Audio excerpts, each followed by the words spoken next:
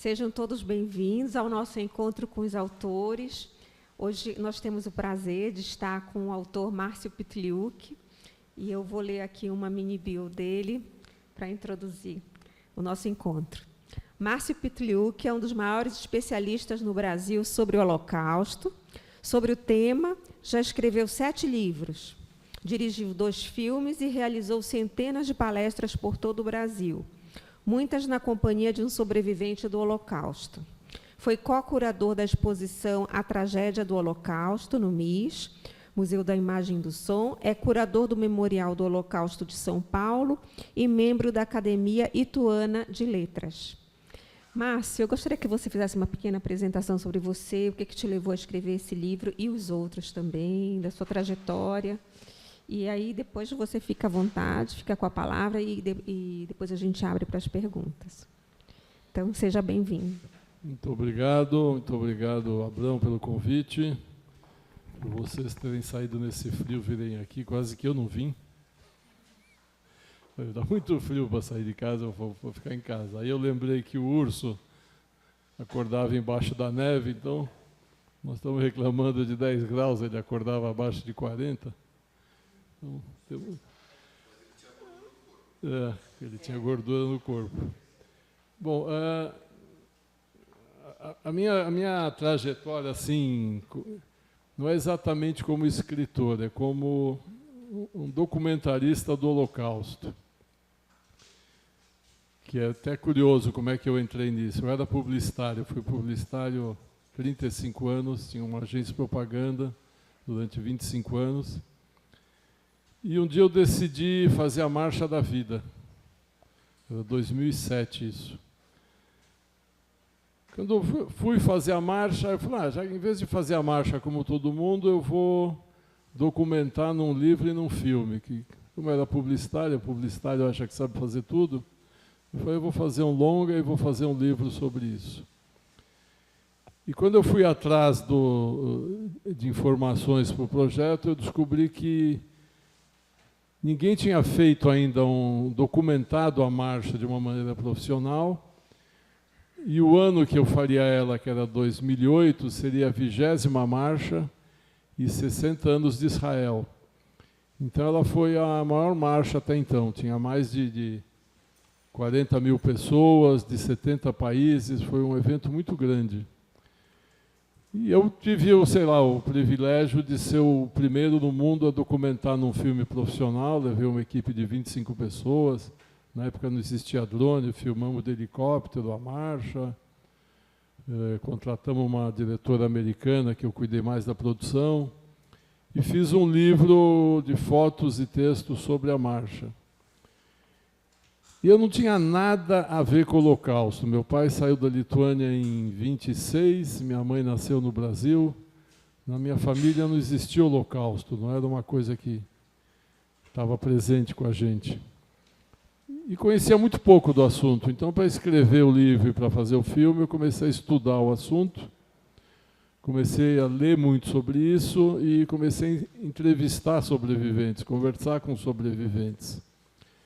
E eu descobri que eles estavam querendo falar, eles não tinham aonde falar, eles não tinham voz, não tinham mídia para falar, porque até então tinha o Ben Abraham que falava, mas era só ele, que era o porta-voz, que dava entrevista de vez em quando, e o André Lacks, no Rio de Janeiro.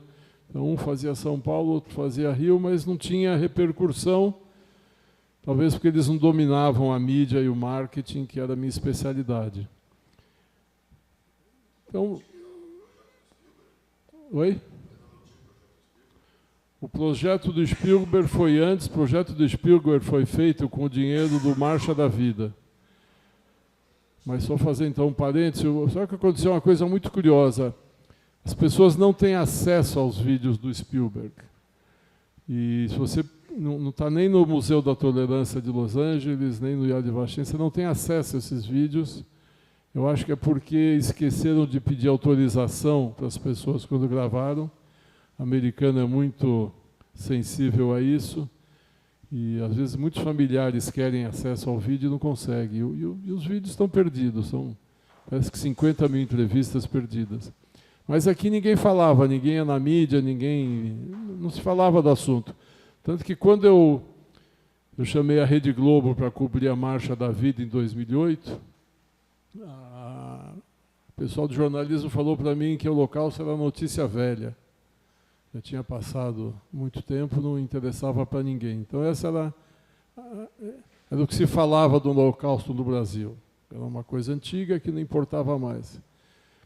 A Binei Brite, junto com o pessoal da USP, fazia um ciclo de palestras para professores da rede pública, para ensinar o que era o Holocausto. Então, assim, era um trabalho esporádico aqui, outro ali, mas sempre fechado, sempre sem atingir a massa. Aí eu conheci um sobrevivente chamado Júlio Gartner, que era um carisma fora de série, que tinha uma história incrível. A gente ficou muito amigo e eu, então, perguntei se ele topava fazer um filme sobre a vida dele nos lugares onde a tragédia aconteceu. Ele topou, ele tinha 86 anos na época. Nós fomos para 5 países, 15 cidades, documentamos onde ele passou antes, durante e depois da guerra. Esse filme está na internet, já deu mais de 130 mil views, foi para cinema, ganhou festival e tal. Então a partir daí eu vendi minha agência de propaganda e resolvi me dedicar a divulgar o Holocausto no Brasil, uma coisa meio maluca. Ajudei o Rabino Weizmann a fazer o Memorial do Holocausto de São Paulo, levei um projeto para ele e comecei a levar sobreviventes para darem palestras em escolas, universidades, que era uma programação que também não existia. E como eu falei, eu vim da propaganda, eu conheci o pessoal dos veículos, das mídias, consegui levar emissoras de televisão do Brasil para Auschwitz, levei a Record, levei a Bandeirantes, a SBT, conseguiu fazer o Holocausto começar a entrar na mídia, né? Aí uma coisa foi levando a outra. Depois que eu fiz o livro Marcha da Vida e o filme do Júlio Gartner, eu falei, bom, agora eu vou escrever sobre o Holocausto. Só que eu não sou professor, eu não sou historiador, era um publicitário, nem sou publicitário, mas não sou mais nada. Então eu não conseguiria escrever um livro histórico, eu não conseguiria escrever um livro histórico, científico sobre o Holocausto, porque eu não tenho essa formação para isso, eu não sei como escrever. Então eu resolvi escrever romances, até pensando que o jovem tem mais facilidade para ler um romance do que para ler um livro de história, né? Uma coisa volumosa, pesada. E como a minha formação na publicidade, eu tenho a habilidade de escrever roteiro de cinema. Então, meus livros são em ritmos de roteiro. Quem já leu meus livros percebe que a pessoa quer saber o que vai acontecer, que nem assistir uma novela, o que vai acontecer no próximo capítulo. Todo mundo quer terminar logo para ver o que vai acontecer, né? Como é que as coisas vão se suceder para chegar no final. Eu acho que eu não sou um grande escritor, eu não sou um literato como o Gabriel, que veio aqui, por exemplo. Acho que o Gabriel é um super escritor, nosso amigo aqui também é um super escritor, escreve muito bem. Eu sou roteirista, meus livros são roteiros de cinema que não viram filme, porque a gente nasceu no Brasil e aqui não existe uma Hollywood para facilitar as coisas. O primeiro livro, que é O Homem que Venceu Hitler, todos os meus livros têm uma razão de por que eu escrevi. Numa dessas minhas tantas viagens para a Polônia, praticamente todos os anos eu vou para a Polônia, já levei jornalistas, já levei jovens, estou indo agora em setembro levar um grupo que está interessado em conhecer, eu já fui lá para filmar. Eu estava em Cracóvia, do lado do Kazimierz, que era o antigo bairro judaico, e vi um prédiozinho, né, um prédio grudado no outro. E aí eu fiquei pensando, poxa, a gente criticava os poloneses por não esconderem os judeus, né? Por que eles não esconderam os judeus? Por que não botaram os judeus em casa?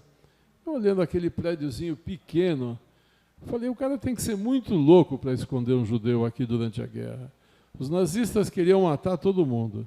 Quem escondesse um judeu, a família inteira morreria, né? Os apartamentos pequenos, o banheiro no térreo, se tivesse banheiro no térreo. Como é que você arrisca a vida da sua família para salvar uma família que são estranhos? Você pode conhecer, são vizinhos, mas são estranhos. Então, a gente criticar as pessoas por não terem escondido os judeus em casa é muito fácil hoje. Acho que a gente pode hoje criticar os palestinos, que não teve um desgraçado de um palestino que indicou aonde tem refém vivo ou ajudou a capturar refém. Isso sim. Mais poloneses salvaram judeus do que palestinos ajudando israelenses. Então aquilo me deu a ideia de escrever um livro exatamente sobre isso, sobre uma polonesa que esconde um garoto judeu em casa, apesar de todo o risco que ela corria, de toda a situação de dificuldade, ela podia ser presa e morta por causa disso, os vizinhos querendo ouvir o que acontece no apartamento do vizinho.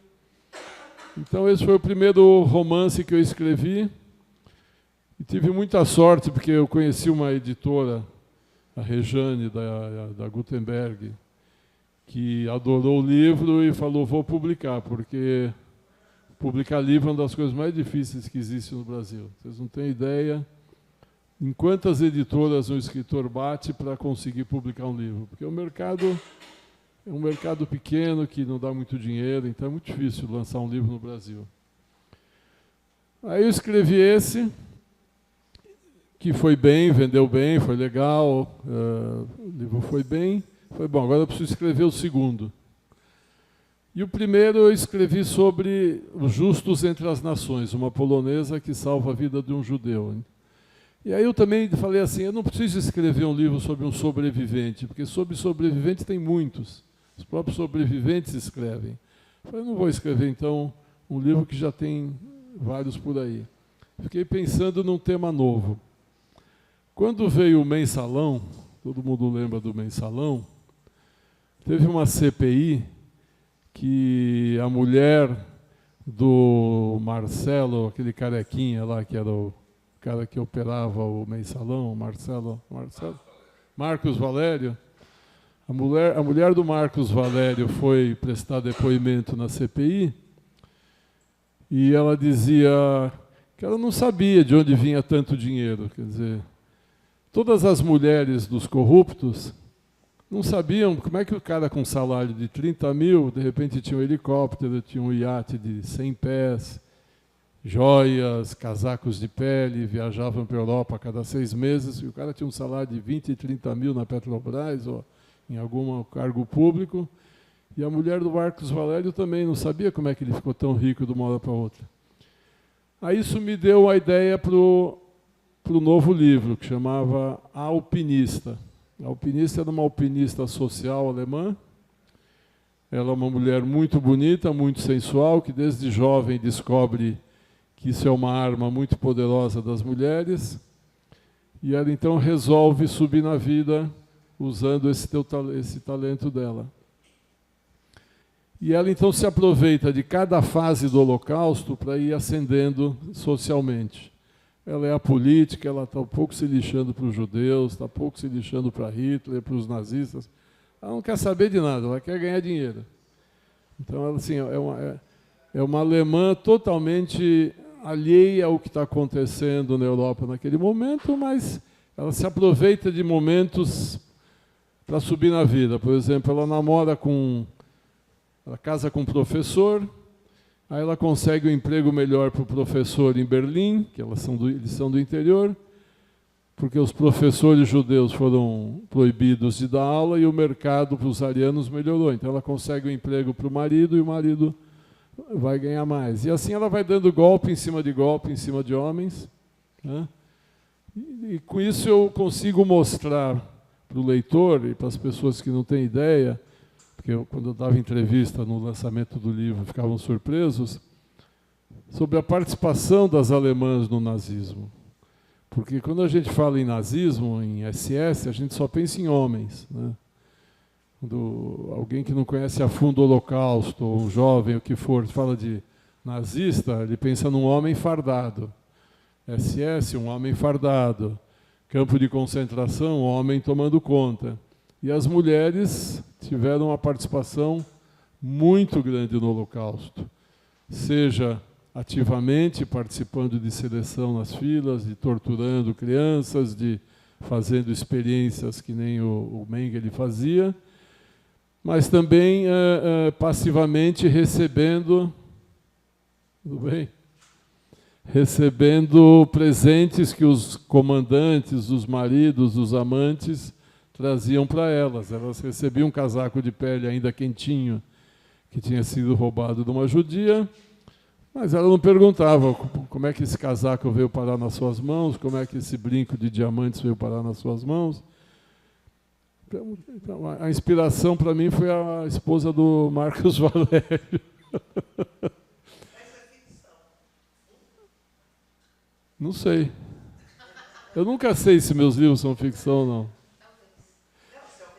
Todo mundo às vezes as pessoas mandam mensagem para mim pela internet, mas se a pessoa existiu, eu falei, eu acho que sim, ele conversou com Goebbels, ele conversou com Himmler, porque no meu livro os personagens interagem com personagens reais, então nem eu sei mais se eles existiram ou não.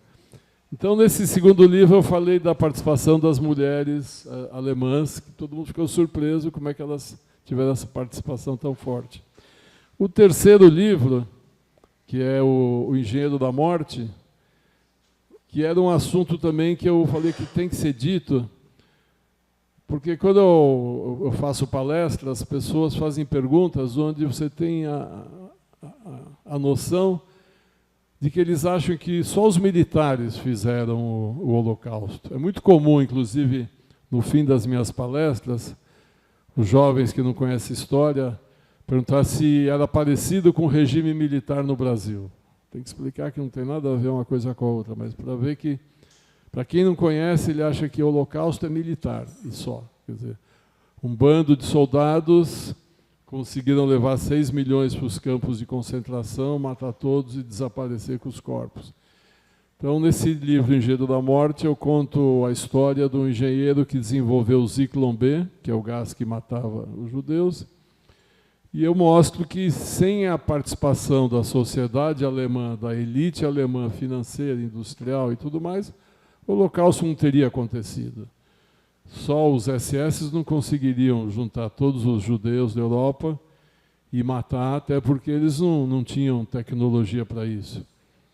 Isso é uma coisa que também me chamou muita atenção a primeira vez que eu fui para um campo de extermínio, é que você vê uma câmera de gás, tem umas desse tamanho aqui, de concreto, negócio pesadésimo, não é um soldado que faz isso, precisa de um engenheiro, precisa de um arquiteto, precisa de um calculista. Eu até me lembro que uma vez um sobrevivente falava nas palestras que eu levava a ele, que quando ele chegou num campo, não existia o campo, os soldados mandaram eles construir os barracões. Se a gente agora, esse grupo aqui, se a gente receber 200 tábuas, 500 pregos e vários martelos para construir um barracão, nós vamos martelar o dedo, cortar o dedo, nós vamos fazer tudo menos construir um barracão. Nós não temos tecnologia, não sabemos fazer um barracão. Então, quando eles falam que eles faziam o barracão, mas tinha um marceneiro ajudando, um arquiteto, porque o barracão tinha esgoto, tinha luz, tinha água. Quer dizer, não era uma coisa improvisada, não era uma barraca de camping que eles montavam. Então, nesse livro Engenheiro da Morte, eu procuro mostrar isso, a participação da elite alemã, da elite da Europa no Holocausto, porque toda a elite europeia participou, Volkswagen, Siemens, BMW, todo mundo ajudou, né? Bayer.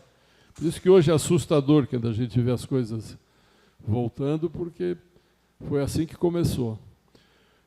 Aí, atrás de um quarto, eu estava atrás de um quarto tema para o livro, e então agora eu vou entrar no urso, quando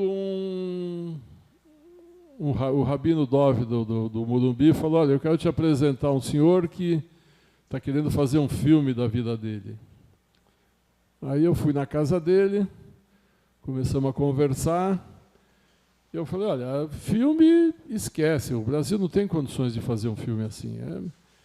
A gente não tem estrutura, não tem cenário, não tem roupa, não tem. Isso aí o Brasil não tem a menor condição. O Brasil só faz filme em favela porque favela é barato construir. Então, esquece, você não vai conseguir fazer tanque de guerra, uniforme. Tá? É uma fortuna. Ele era muito rico, mas ele não ia pagar o que custa um filme desse.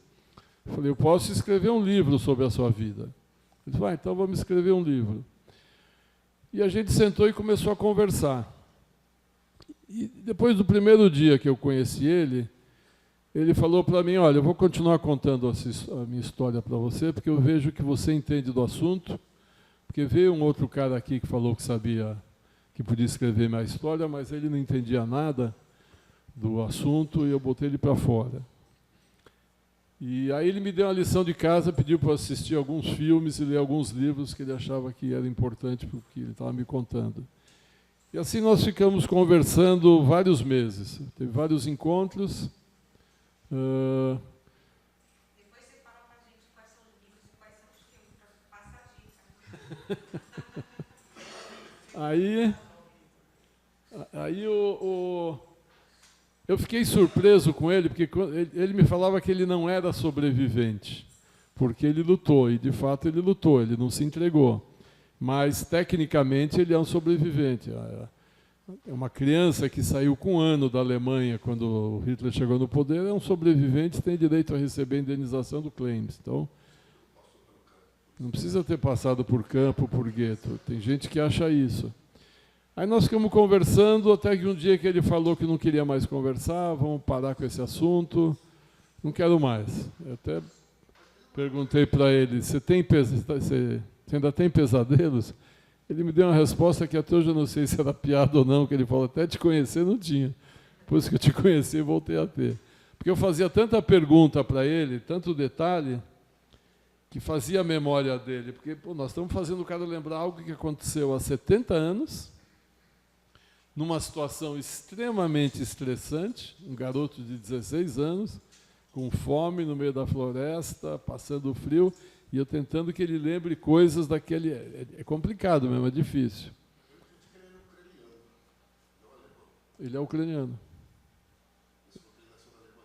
Oi? Não, eu falei que quem nasce na Alemanha e sai de lá com um dia é considerado sobrevivente. Ele é ucraniano. Aí, todo mundo queria mais tocar no assunto. Eu peguei, escrevi um rascunho do livro, mandei para ele. Passou uns dias, ele falou, não quero mais, eu te falei que eu não quero mais esse assunto. Deixei de lado.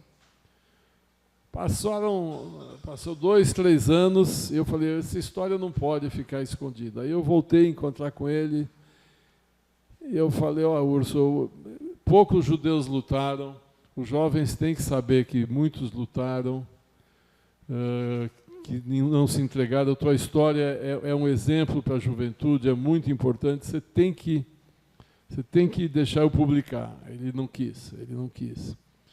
Bom, essa conversa levou 10 anos, para vocês terem ideia. Aí, quando eu peguei e falei, quer saber, eu vou escrever o livro e depois ver o que acontece. Sentei, escrevi direitinho, mandei para a minha editora, a editora gostou, falou, vou publicar. O livro prontinho, eu fui na casa dele, falou, o livro está pronto, eu vou publicar. Ele falou, pode publicar, mas tira meu nome. Eu não quero ser identificado. Ele tinha 90 anos em 2015? Quando eu comecei a conversar, ele tinha 90 anos. Está com quase 100. Aí, ele não quis. Eu falei, olha... Ele falou, não tem nenhuma importância me identificarem ou não. Eu falei, olha, tem importância porque quando a história é real e a pessoa aparece, realmente é outro impacto, e para a mídia é muito bom, para a divulgação é muito bom. O Gabriel saiu capa no Estadão quando o Gabriel lançou o livro. Quer dizer, isso ajuda. O Júlio Gartner saiu em todos os veículos de comunicação quando eu fiz o filme.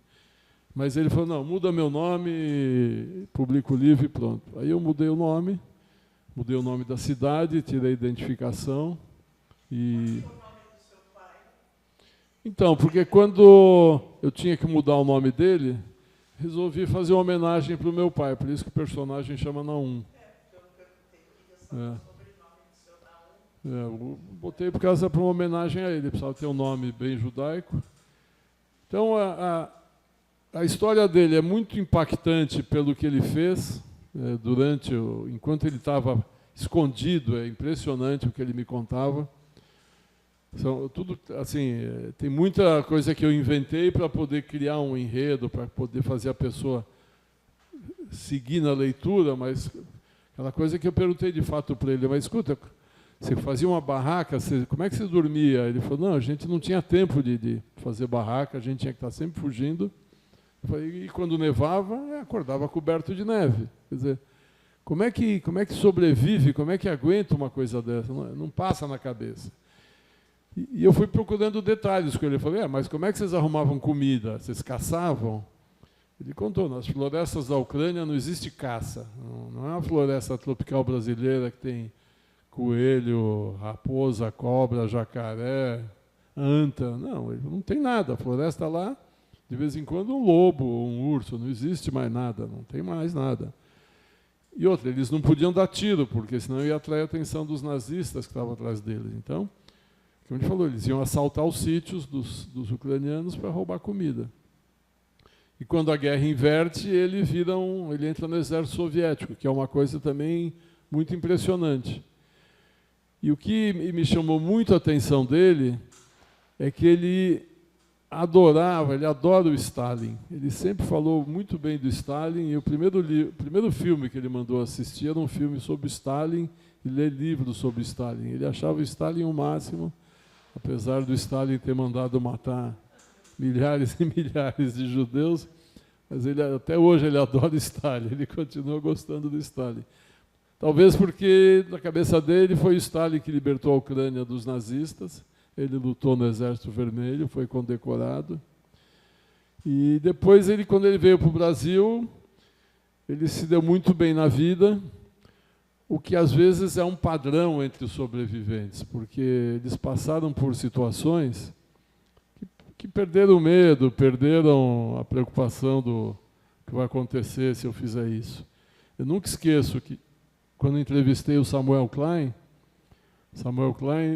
passou por 2 campos de concentração, um em Budzin e outro foi Majdanek. Majdanek foi o último campo dele. Eu perguntei para o Samuel, como é que você faz 1 bilhão? Como é que faz 1 bilhão, né? Todo mundo quer perguntar para um bilionário, como é que você faz 1 bilhão? Perguntei para o Samuel, como é que você fez seu primeiro bilhão? A resposta dele foi impressionante.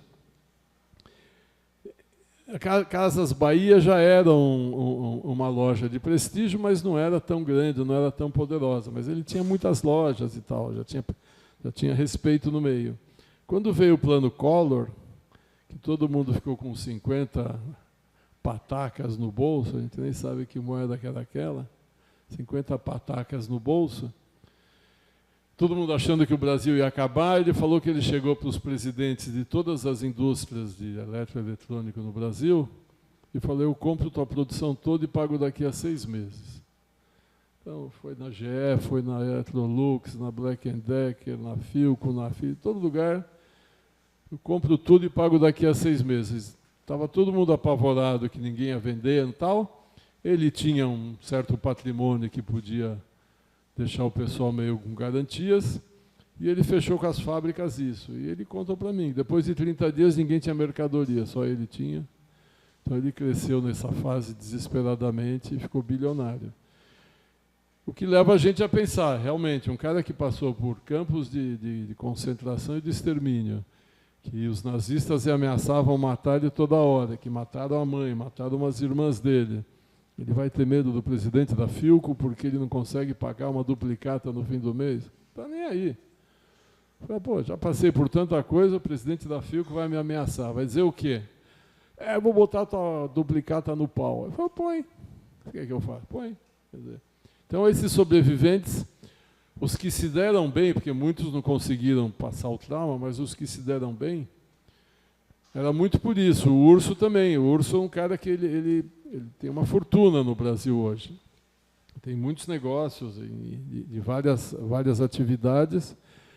E também o cara que ficou na floresta da Ucrânia 1 ano, não tem mais medo de mais nada. Perdeu... Oi?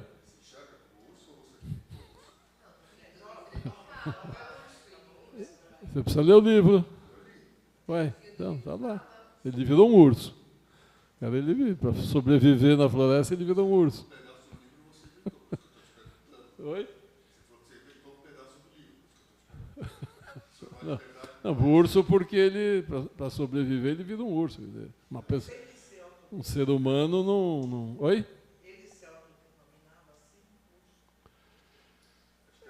É um detalhe que eu não posso falar. Não posso falar. Por exemplo, o final, quando ele conhece aquela enfermeira lituana, né? Ele tem um romance, isso aí eu inventei, mas baseado na vida dele, que ele foi um grande sedutor, né?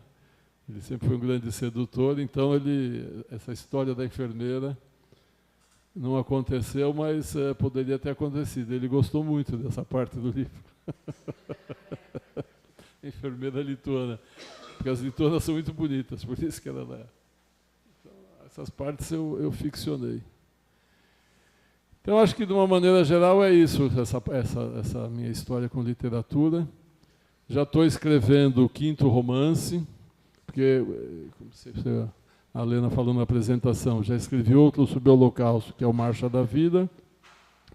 Tenho tem uma coletânea de livros com o Memorial do Holocausto, onde a gente resume a história de sobreviventes. O número 4 vai sair esse ano, que é o último, porque já não tem mais sobreviventes, infelizmente, para entrevistar. E eu estou no 5º romance? Quinto? O Homem que Venceu Hitler. O 5º. O 5º romance, que eu já estou escrevendo, que é uma história muito doida também, que eu falo do homossexualismo dentro da SS, dentro da Alemanha nazista, que eu acho que é um assunto também, um assunto bom para o momento e que... Não sei. É uma história muito louca também que eu estou escrevendo. A base é essa, agora eu mudo muito, por exemplo, em geral eu começo pensando no fim do livro, mas quando eu estou no meio eu descubro um fim melhor e eu preciso reescrever todo o livro para chegar num fim novo. Então eu trabalho de uma maneira muito desorganizada, eu não faço uma construção da história, a não ser a do urso, que ele tinha me contado, mas os outros... As coisas vão acontecendo na minha cabeça, personagens vão surgindo, então às vezes aparece um personagem muito bom, que eu acho que ele devia estar no começo do livro também, então eu tenho que reescrever o começo do livro para o personagem aparecer. No Engenheiro da Morte, que, por exemplo, quando eu já estava bem adiantado, depois da metade do livro, eu lembrei que a minha editora me falou que quem lê mais no Brasil são mulheres, então o livro tem que ter uma mulher poderosa. Então eu falei, puta, esqueci da mulher, tive que reescrever o livro para pôr uma mulher. Então é uma confusão, a minha cabeça é uma confusão e assim o livro fica. E eu sempre procuro um final bacana, acho que o final tem que ser muito bom. Nesse que estou escrevendo, nesse novo, que ainda nem sei o nome, eu só sei que é isso, é um SS homossexual que, casado com uma alemã, os dois casam para cumprir a tabela, ela não é apaixonada por ele, sabe que ele é homossexual, ele casa com ela para poder disfarçar, porque se descobrem que ele é morto, e na verdade o grande amor da vida dela é um judeu que ela conheceu na escola, que quando começa o Holocausto, ele desaparece da vida dela, reaparece muito no meio da guerra, e depois da guerra, eu não vou dar spoiler, porque a carta inicial dela no livro conta isso. O livro começa com ele que perdeu o contato com ela durante 40 anos, recebe uma carta dela dizendo que ela está sendo acusada de crimes de guerra, ela e o marido. Ele sabe que ela e o marido não são criminosos de guerra, e ele precisa ir para a Alemanha, porque ele estava num país da América Latina, ele precisava ir para a Alemanha depor a favor dela. ela salvou a vida da família dele, então agora ele tem que salvar a vida da família dela. Então, ele entra nessa questão moral: o que eu faço? Volto para a Alemanha para depor, não volto. Ele já era casado, tinha filhos no Brasil, mas era apaixonado por ela também. Provavelmente eles vão acabar juntos no fim do livro. Mas as coisas podem mudar, porque o livro ainda está no meio. Então, ele foi primeiro para Israel. Quando a guerra acaba, primeiro eles vão para Israel. Ele não quer ficar no Brasil, ele não quer ficar na Ucrânia, porque a Ucrânia virou um país comunista. Eles não queriam viver no comunismo. E conseguem andar daqui para lá até chegar na Palestina. Israel não existia ainda era protetorado inglês. Fica lá um tempo, mas ele vê que também a vida em Israel estava muito difícil, as coisas não estavam fáceis. Ele resolve ir para a Europa, vai para a Itália. Na Itália ele se dá bem em pouco tempo, porque ele era um cara muito esperto. Mas vê que a Itália pós-guerra, o que muita gente me falou também, o Itália pós-guerra era um país muito pobre, muito destruído, as pessoas tinham muitas dificuldades. Ele então resolve vir para o Brasil, sem nenhum motivo de por que o Brasil, e aqui ele está muito bem, porque ele acerta a vida dele muito bem. É um roteiro meio de todo mundo. Muitos foram para a Itália também. A Itália recebeu refugiados. Na Itália tinha uma coisa que eu conto no filme do Júlio Gartner, Sobreviveu ao Holocausto, e é uma história que até os italianos não sabem, que é muito doida. Como a Itália foi um país que se aliou a Hitler e foi conquistado, a Itália, os aliados mandavam na Itália no pós-guerra. Então, os estúdios de Cinecittà eram uns estúdios de cinema muito grandes em Roma, que foram construídos pelo Mussolini para fazer filmes fascistas. Então, Cinecittà tem estúdios de cinema imensos, sei lá, 1.000 metros quadrados, não, mais de 1.000 metros quadrados. É um pé direito de 10 metros, 100 por 100, eu sei lá quanto que dá isso. É muito grande esses estúdios. Cinecittà é a cidade do cinema mesmo, muito grande.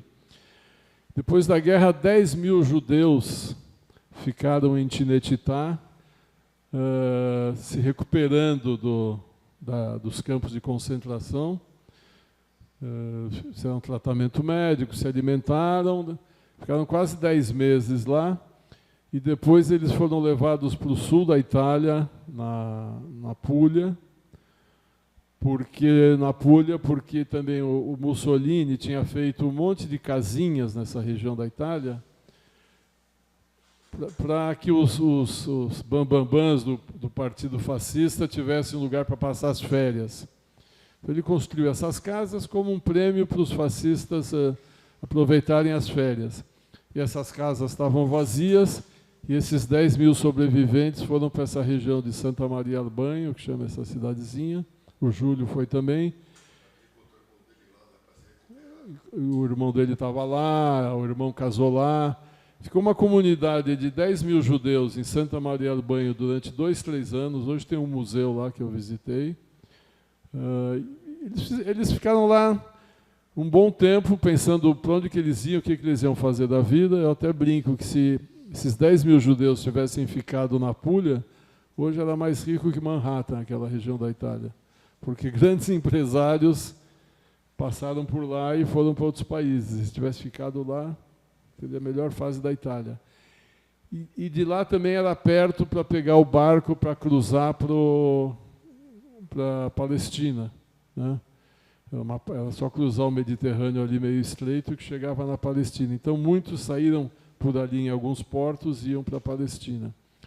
Mas esses 10.000 acabaram saindo de lá e foram se espalhando pelo mundo. Então, essa história de judeus irem para a Itália depois da guerra é meio comum por causa disso, por causa dessa facilidade que teve de Cinecittà e dessas casas dos fascistas no sul da Itália. O clima lá não era tão ruim, ainda mais na Puglia, era bem mais quente, porque teve campos de refugiados na Áustria, na Alemanha, mas era um frio desgraçado, o pessoal já não aguentava mais passar frio. sul da Itália era bem melhor. Ali que o pessoal se recuperou bastante. É realmente muito interessante o processo que você foi desenvolvendo e escrevendo os seus livros e a inspiração que você tem e de colocar detalhes que vêm efetivamente de uma somatória de conhecimento e da sua capacidade de juntar isso dentro de uma história. A minha pergunta para você é, como é que anda o sucesso desses livros? Quer dizer, não estou falando economicamente, estou falando realmente a adesão. As pessoas veem esse livro, você tem tido oportunidade de conversar sobre esses livros com mais grupos, com mais pessoas. Quer dizer, eu acho extremamente bonito, extremamente criativo esse teu trabalho e tua trajetória de escrever esses livros, essa história. Mas como é que isso é aceito? Como é que isso é visto, interpretado pela comunidade e pela sociedade? Olha, vender livro no Brasil para você ter ideia, se você vender 2, 3 mil livros, a editora está feliz porque pagou os custos e ganhou algum dinheiro. É um país de analfabetos. Eu vendo mais livro em Portugal do que no Brasil. Em Portugal lancei o Alpinista e o Engenheiro da Morte. Portugal tem 20 vezes menos habitantes que o Brasil e eu vendo mais livros lá. Portugal, qualquer cidadezinha com 20 e 30 mil habitantes tem livraria. No Brasil precisa ter mais de 200 mil habitantes e muitas nem com 200 mil tem. Então, assim, a coisa que eu percebi mais me chamou a atenção, quando eu lanço o livro em Portugal, a editora lá, porque é uma edição em português europeu, como eles chamam, é outro livro. Quando a imprensa vai me entrevistar, todos os jornalistas, sem exceção, leram o livro. Eles chegam com o livro com marcações e trechos que eles leram para me perguntar.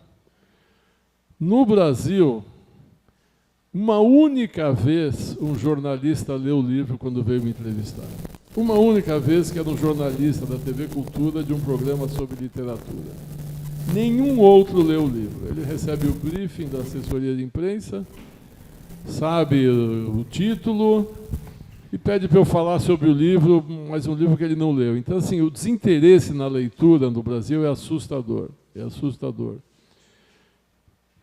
Eu acho que, assim, o retorno que eu percebo é muito mais pelas palestras, pelo que eu posto na internet, pelos podcasts que eu tenho ido muito, por palestras com sobreviventes, do que por causa dos livros. Os livros eu escrevo porque eu gosto, que é um sacrifício desgraçado escrever, né? Dá muito trabalho, gasta cérebro, cansa, mas é uma compulsão. Se eu não estou escrevendo um livro, estou escrevendo um artigo, alguma coisa eu estou sempre escrevendo. Então, agora, quem lê, não teve uma pessoa até hoje que não gostou. Assim, quando surgiu essas redes sociais, eu comecei a receber muita mensagem dos meus livros, o pessoal que fala, olha, eu li esse, estou muito interessado em ler o outro.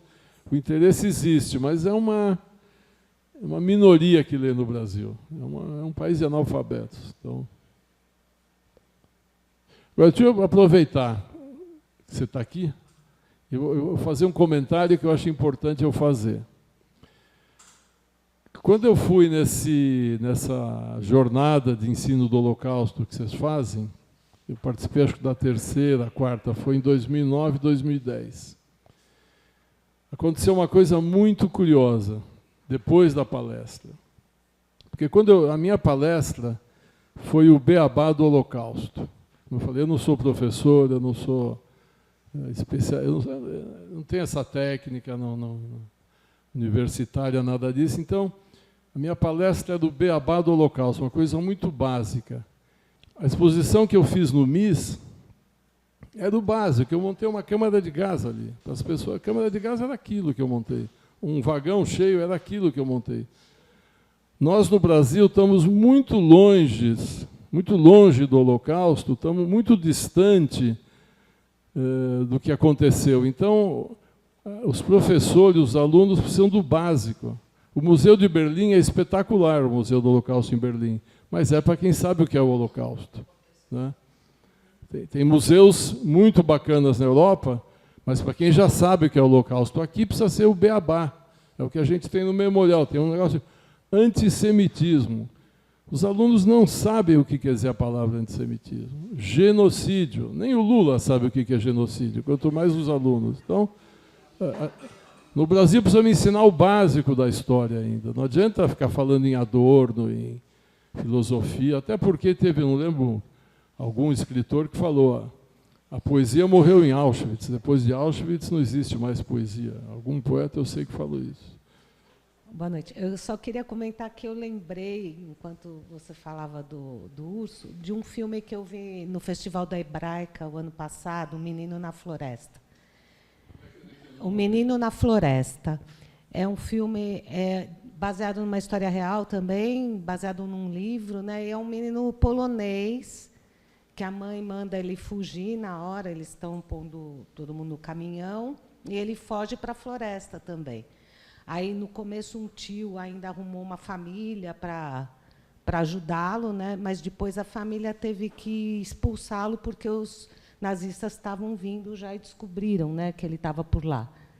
Mas me lembrou muito esse filme, que passou no Festival de Cinema da Hebraica o ano passado.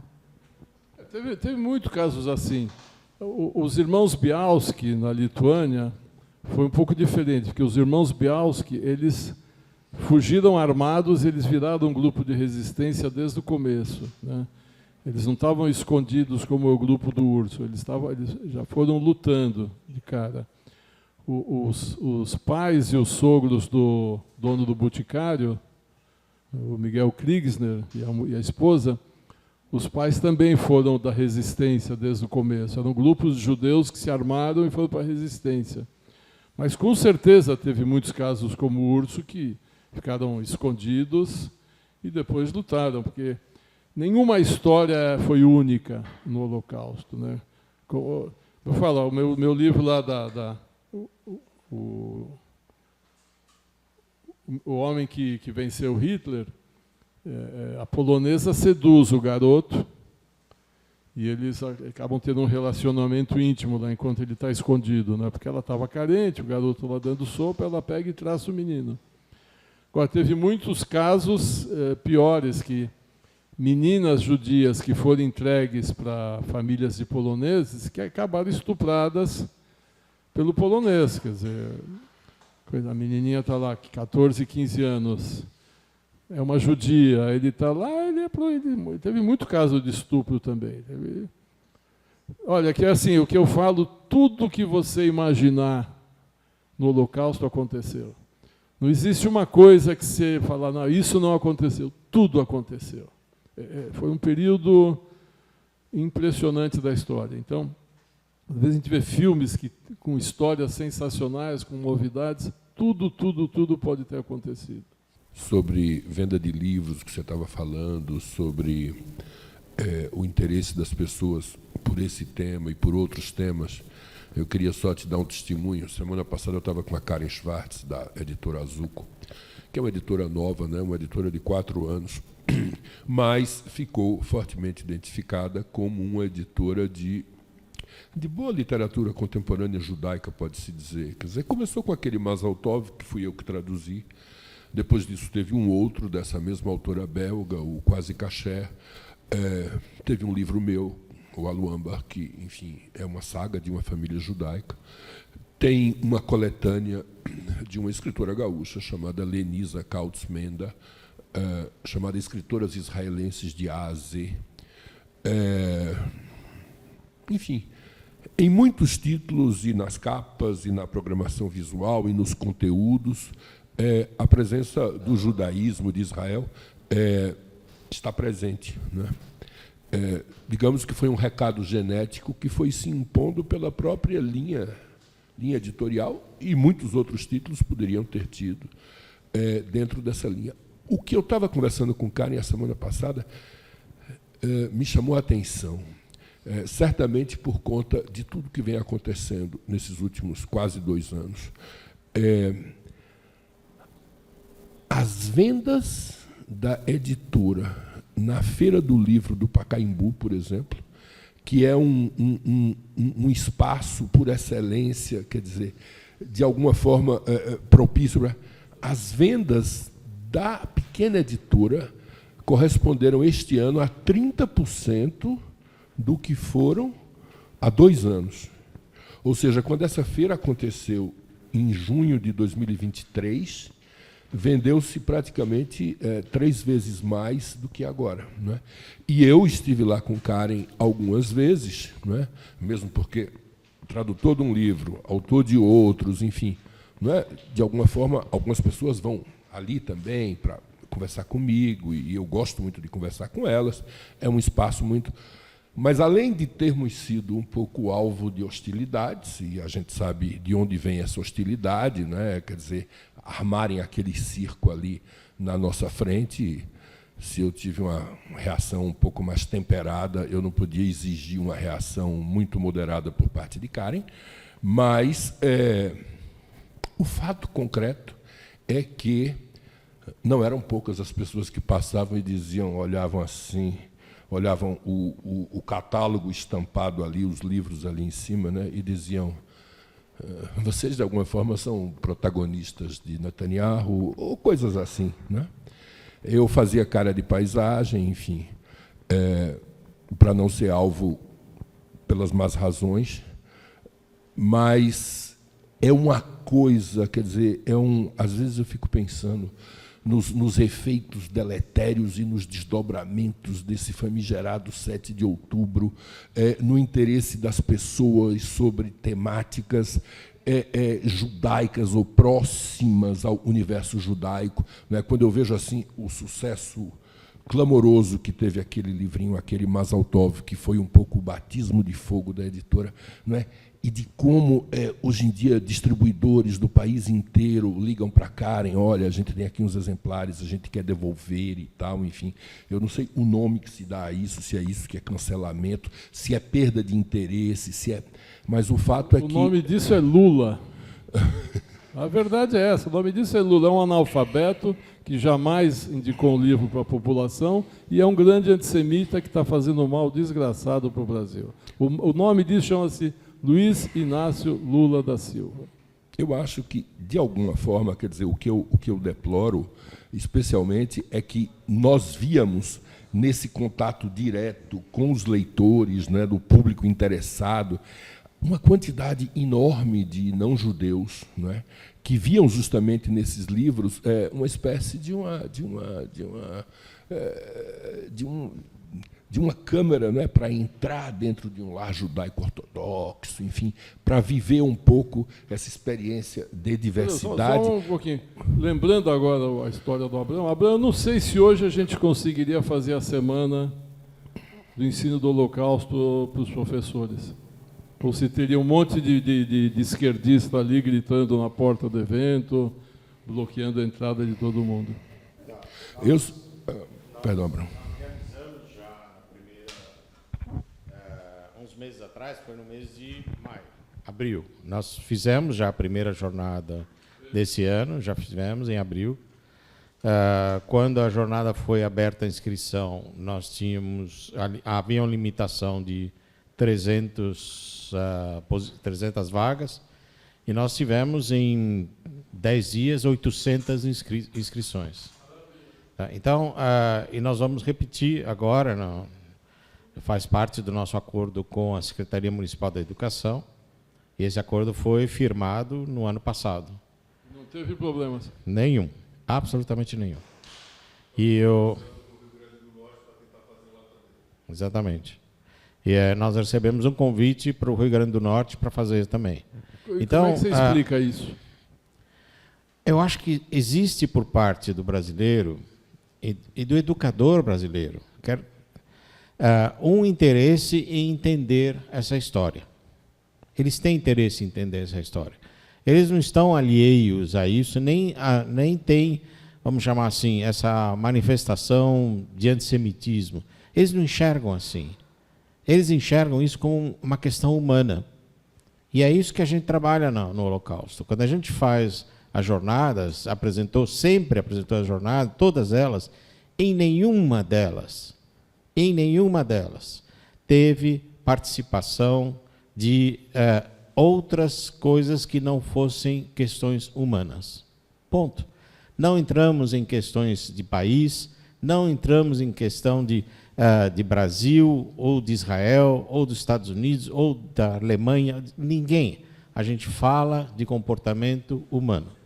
E sempre a jornada sempre se foca em 3 questões. A primeira questão é mostrar que o Holocausto existiu, na dimensão que existiu.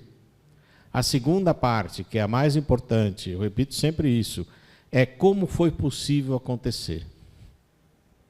E a terceira parte, o que a gente pode fazer para não acontecer mais. Então, são sempre essa tônica que nós utilizamos nas jornadas. E nós estamos fazendo elas e sempre tem uma boa aceitação. E nós vamos reapresentar agora em outubro.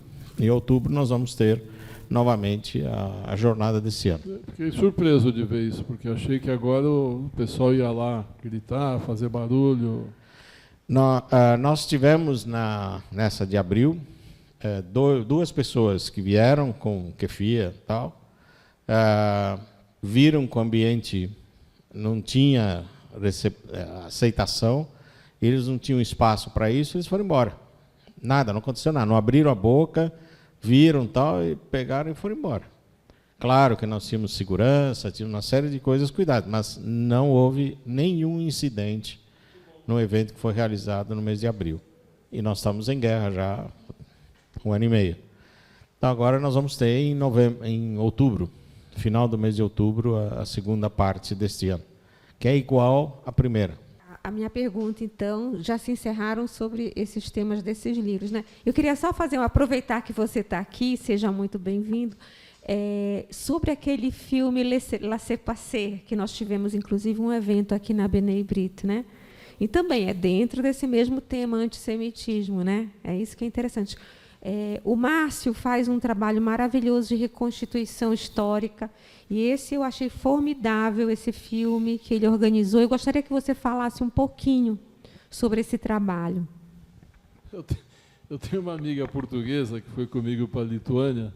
Ela falou uma frase fantástica, que eu só visito o país onde mataram milhões de judeus. O pior que é verdade. Eu fui para a Ucrânia, fui para a Lituânia, fui para a Polônia, onde tem um monte de judeu foi morto, eu vou lá. Eu documento as tragédias judaicas, daí não faltam tragédias. Esse projeto Laissez-Passer é o seguinte, o Holocausto eu trato desde 2008. E hoje, felizmente, já tem bastante gente tocando. O Stand With Us está com o departamento falando disso, o Memorial do Holocausto fala disso, vocês falam com essa jornada. Já tem bastante gente, tem bastante sobrevivente falando, dando palestra, indo sozinho, sendo convidado, não preciso mais eu estar junto. E aí, um dia eu pensei no seguinte, todos esses projetos precisam de patrocínio. Sem patrocínio é impossível. Só que, curiosamente, acho que 80% dos patrocinadores são sefaradim, né? A grande maioria de quem patrocina os projetos são sefaradim. Aí eu falei, poxa, aí nós não estamos falando deles, nós estamos deixando os sefaradins, que é quem pagam a conta, de lado. Eu falei, então eu vou documentar a tragédia sefaradim. Então eu peguei esse tema do Laissez-Passer, é sobre a expulsão dos judeus dos países árabes, a partir da fundação de Israel, né, que os judeus foram expulsos, tiveram que fugir, depois quando Nasser chega no poder no Egito, nacionaliza tudo e os judeus também têm que sair, são expulsos. E eu vi que também é um assunto, isso é uma coisa, foi chocante a descoberta para mim. Os Askenazim não sabem disso, os jovens Askenazim não sabem disso. É uma coisa, não só os jovens. Eu tinha uma namorada na época que tinha 60 anos que não sabia disso, quer dizer...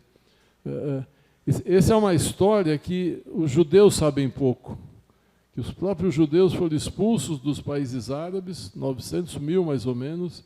Isso sim foi uma limpeza étnica, que não se fala, né? É o nosso Nakba, exatamente. Então, assim, eu resolvi documentar. Eu fiz a mesma coisa. Eu fiz um filme com vários depoimentos, um filme de 1 hora. Um livro também com fotos de sobreviventes, entrevistei. Sobreviventes não imigrantes. Estou para começar o Laissez-Passer 2. Só que a guerra me atrapalhou no seguinte, a guerra de Israel agora. Eu achei que eu ia conseguir, com esse projeto, fazer o mesmo barulho, a mesma visibilidade da mídia que eu consegui com o Holocausto. Eu vou fazer uma exposição, vou passar o filme aqui, vou na televisão, parará. Só que quando a guerra veio, e veio essa campanha antissemita da esquerda contra os judeus, a imprensa não quer falar desse assunto. Eu falei com vários veículos de comunicação. Eu consegui um pouco de notícia na Record, porque a Record é do bispo que torce pela gente, mas nenhum outro canal quis falar desse assunto, quis dar espaço. A gente não conseguiu, hoje, até agora eu não consegui fazer a divulgação necessária desse projeto, a não ser dentro da comunidade. A gente está fazendo sessões em sinagogas, mas ainda não conseguimos levar esse filme para fora da comunidade. Mas, como eu não desisto fácil, vou continuar tentando, mas eu acho que tem que diminuir um pouco esse clima anti-judaico para que a coisa aconteça. Ontem nós tivemos um encontro aqui com o senador Carlos Viana. E uma das questões que surgiram, claro, é essa questão a expansão do antissemitismo no Brasil também, né?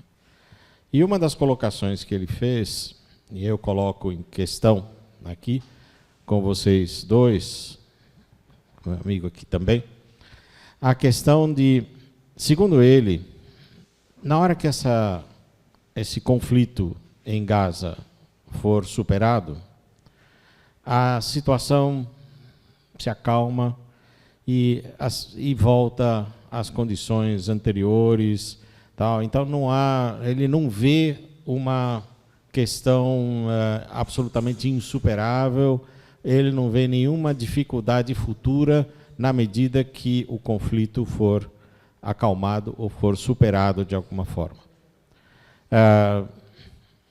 Eu queria ouvir de vocês isso, depois eu posso fazer meu complemento, mas, sem dúvida, a realidade no Brasil mudou. Mudou. Não só para os judeus, mas mudou. O país está mudando, gradualmente mudando, embora seja numa parte relativamente pequena da dimensão de 212 milhões de habitantes que acreditamos que temos. O IBI acabou de fazer uma enquete no fim do ano passado, e apresentou o relatório agora, umas semanas atrás. Uma parte muito significativa, quase metade da população brasileira, um pouco mais, não tem a menor noção do que é antissemitismo, não sabe o que é antisionismo, não sabe nem o que é judeu. Não sabe nem o que é Hamas. Não, judeu ele sabe, mas ele não liga as coisas.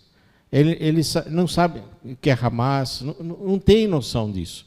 Mas tomar cuidado num fator que está nesse relatório, que é muito interessante. Não é verdade isso para os jovens. Não é verdade isso para os jovens. Eles sabem por causa das redes sociais. Então, os jovens se informam, corretamente ou não, pelo conteúdo das redes sociais. E isso forma a próxima geração que vai chegar nesse país. Essa próxima geração terá um comportamento diferente, influenciado pela estrutura das redes sociais. E nós sabemos, hoje, quem, nos últimos tempos, anda dominando as redes sociais no sentido de divulgação do antisionismo, antissemitismo. Você falou do deputado que esteve aqui ontem. Senador. Senador, olha que curioso.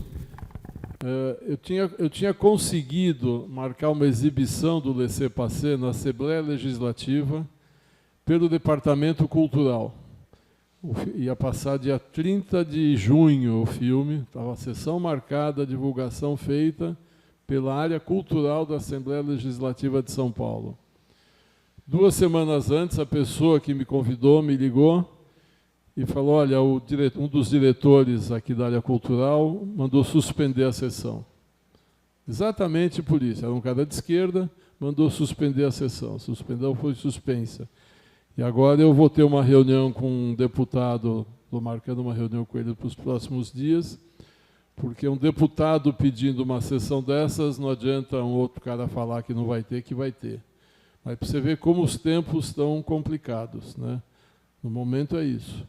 Quanto ao que você falou, eu me lembro de uma frase do Ivan Lessa. Ivan Lessa era um escritor, era um jornalista brasileiro, que trabalhou no Pasquim, que ele falava que o brasileiro esquece depois de 15 minutos o que aconteceu há 15 minutos atrás. Então, isso que você fala eu concordo também, quer dizer, esse clima que está ruim, a hora que acaba a guerra e parar, pum, acaba, já vai surgir outra corrupção no INSS, vai surgir um escândalo aqui e ali, e a gente esquece o que tinha e fica pensando nos novos. O Brasil tem o Campeonato do Mundo no ano que vem. Recicla, felizmente recicla assim. Então, eles vão esquecer da gente. E é uma coisa que eu falo também em palestras. O Lula passa, os brasileiros ficam. Então, o Lula não é o Brasil. O brasileiro não é antissemita, como são os povos na Europa que a gente conhece. Concordo plenamente. O brasileiro não é antissemita. Então, nós gostaríamos muito de agradecer. Foi muito enriquecedora a sua presença aqui, falando sobre a sua trajetória, o seu livro. E, enfim, foi um prazer para nós escutá-lo. Aqui tem uma lembrança da Benei Brito. $500. Você está convidado, se Deus quiser. Muito obrigado. Obrigada. Volte sempre. Muito obrigado pelo convite, a Benei Brito, Abrão, Lena. Oi? O livro dos 90 anos da história da Benei Brito aqui no Brasil. Mazel Tov. E também um livro Que foi a apostila usada na jornada deste ano. E vai ser usado de novo no mês de outubro. Muito bom. Está aí contigo. Benei Brito é mais jovem que o urso.